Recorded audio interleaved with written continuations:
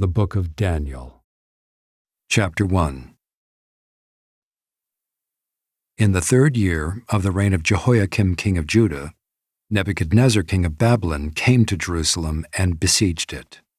And the Lord gave Jehoiakim king of Judah into his hand, with some of the vessels of the house of God. And he brought them to the land of Shinar, to the house of his God, and placed the vessels in the treasury of his God.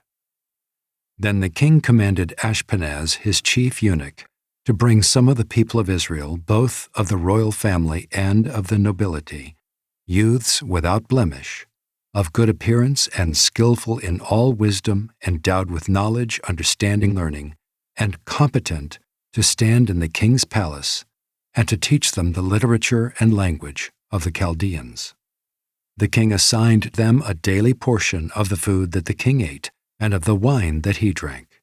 They were to be educated for 3 years, and at the end of that time they were to stand before the king. Among these were Daniel, Hananiah, Mishael, and Azariah of the tribe of Judah. And the chief of the eunuchs gave them names. Daniel he called Belteshazzar, Hananiah he called Shadrach, Mishael he called Meshach, and Azariah he called Abednego. But Daniel resolved that he would not defile himself with the king's food or with the wine that he drank. Therefore he asked the chief of the eunuchs to allow him not to defile himself. And God gave Daniel favor and compassion in the sight of the chief of the eunuchs. And the chief of the eunuchs said to Daniel, "I fear my lord the king, who assigned your food and your drink. For why should he see that you were in worse condition than the youths who are of your own age? So you would endanger my head with the king."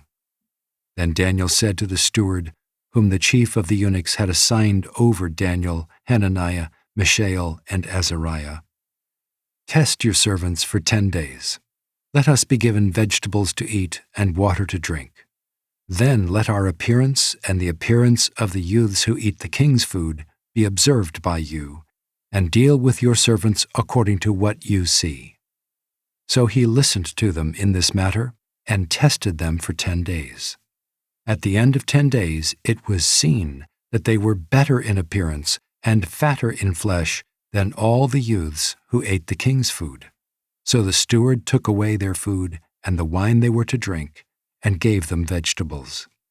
As for these 4 youths, God gave them learning and skill in all literature and wisdom, and Daniel had understanding in all visions and dreams. At the end of the time, when the king had commanded that they should be brought in, the chief of the eunuchs brought them in before Nebuchadnezzar. And the king spoke with them, and among all of them none was found like Daniel, Hananiah, Mishael, and Azariah. Therefore they stood before the king. And in every matter of wisdom and understanding about which the king inquired of them, he found them 10 times better than all the magicians and enchanters that were in all his kingdom. And Daniel was there until the 1st year of King Cyrus.